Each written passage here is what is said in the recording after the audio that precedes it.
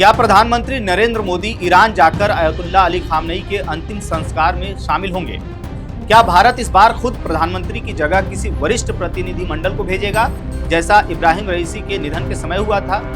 और क्या खामनेई के जनाजे का यह निमंत्रण सिर्फ एक औपचारिक कूटनीतिक परंपरा है, या फिर इसके पीछे भारत ईरान संबंधों का कोई बड़ा रणनीतिक संदेश छिपा है? इन्हीं तमाम सवालों पर बात करेंगे। नमस्कार, द हिंदी टॉप देख रहे हैं आप और मैं हूं आपके साथ जानिसार खान।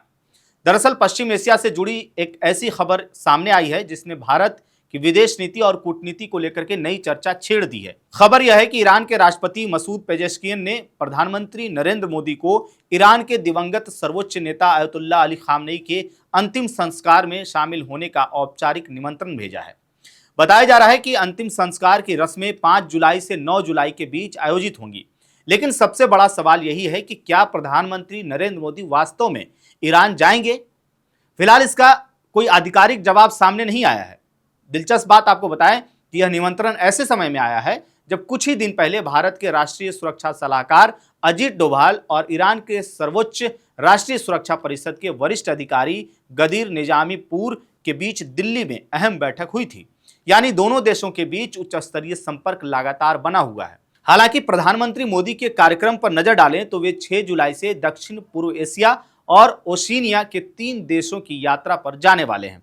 ऐसे में यह सवाल और भी बड़ा हो जाता है कि क्या प्रधानमंत्री अपना कार्यक्रम बदलेंगे या फिर भारत की ओर से किसी वरिष्ठ प्रतिनिधि को भेजा जाएगा। अगर पिछले रिकॉर्ड को देखें तो मई 2024 में ईरान के तत्कालीन राष्ट्रपति इब्राहिम रईसी की हेलीकॉप्टर दुर्घटना में मौत के बाद प्रधानमंत्री मोदी स्वयं अंतिम संस्कार में नहीं गए थे। उस समय भारत की ओर से तत्कालीन उपराष्ट्रपति जगदीप धनखड़ के नेतृत्व में एक उच्च स्तरीय प्रतिनिधि मंडल ईरान भेजा गया था। यानी इस बार भी वैसा ही फैसला लिया जा सकता है। लेकिन इस पूरे घटनाक्रम का आपको बता दें कि महत्व सिर्फ अंतिम संस्कार तक सीमित नहीं है। असल सवाल यह है कि आखिर ईरान ने प्रधानमंत्री मोदी को इतना अहम निमंत्रण क्यों दिया। दरअसल आपको बताएं कि पिछले कुछ वर्षों में भारत ने एक तरफ अमेरिका और इजरायल के साथ अपने रणनीतिक रिश्ते मजबूत किए हैं, वहीं दूसरी तरफ ईरान के साथ भी संवाद और सहयोग बनाए रखा है। ईरान भारत को ऐसे देश के रूप में देखता है जो किसी एक गुट की राजनीति का हिस्सा बनने के बजाय अपनी स्वतंत्र विदेश नीति पर चलता है।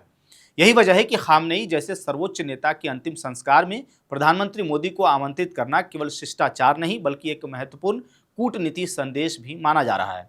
और इसी कूटनीतिक रिश्ते का सबसे बड़ा आधार है चाबहार पोर्ट। चाबहार बंदरगाह भारत के लिए आपको बता दें कि सिर्फ एक पोर्ट नहीं है बल्कि मध्य एशिया और अफगानिस्तान तक पहुंचने का रणनीतिक दरवाजा भी है।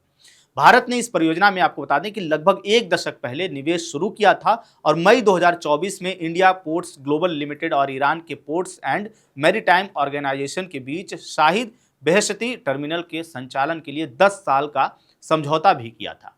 यही नहीं, भारत ने इस समझौते के तहत वित्त वर्ष 2025-26 में लगभग 400 करोड़ रुपए जारी किए, जबकि अगस्त 2025 तक करीब 120 मिलियन अमेरिकी डॉलर के बंदरगाह उपकरण खरीदने की अपनी प्रतिबद्धता भी पूरी कर दी। यानी भारत ने केवल समझौता ही नहीं किया बल्कि आर्थिक निवेश भी पूरा किया है।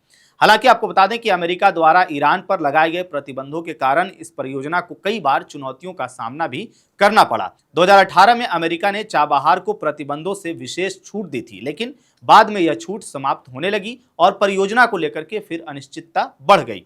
इसके बावजूद ईरान लगातार चाहता रहा कि भारत चाबहार परियोजना में अपनी भागीदारी बनाए रखे, क्योंकि यह बंदरगाह सिर्फ भारत और ईरान ही नहीं बल्कि पूरे क्षेत्र की व्यापारिक और सामरिक कनेक्टिविटी का अहम केंद्र माना जाता है। और यही वजह है कि विशेषज्ञ मानते हैं कि अगर भविष्य में पश्चिम एशिया में हालात समान होते हैं और ईरान पर प्रतिबंधों में ढील मिलती है तो भारत के लिए ऊर्जा सुरक्षा, तेल आयात और चाबहार पोर्ट तीनों की रणनीतिक अहमियत और बढ़ जाएगी।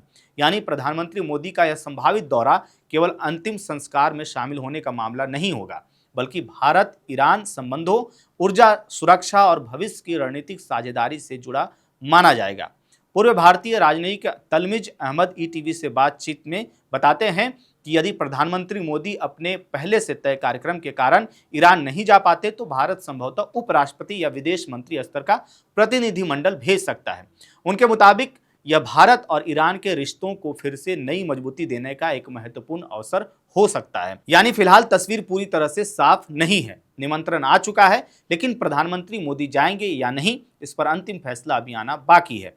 अब सबसे बड़ा सवाल यह है इस पूरे मामले पर कि क्या प्रधानमंत्री नरेंद्र मोदी खुद ईरान जाकर अयतुल्ला अली खामनेई के अंतिम संस्कार में शामिल होंगे या फिर भारत पिछली बार की तरह किसी वरिष्ठ प्रतिनिधिमंडल को भेजकर अपनी मौजूदगी दर्ज कराएगा।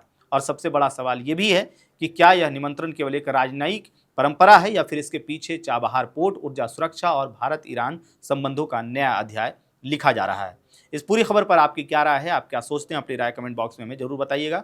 मेरा नाम है जानिसार खान, आप देख रहे हैं द हिंदी टॉप। वीडियो अच्छी लगे तो चैनल को सब्सक्राइब कीजिएगा और हमें इंस्टा, फेसबुक और एक्स पर भी फॉलो कीजिएगा।